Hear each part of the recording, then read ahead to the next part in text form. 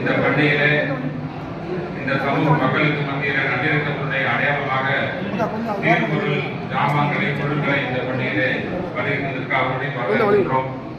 அதுபோன்று முக்கியஸ்தர்கள் பல்வேறு இன்றைய தினத்திலே பல்வேறு நிகழ்ச்சி இருந்த காரணத்தினாலே எல்லோருக்கும் பேசுவதற்கு நேரம் குறைவாக இருக்கின்ற காரணத்தினாலே இந்த பள்ளியை கட்டுகின்ற இதற்காக உழைப்பு செய்த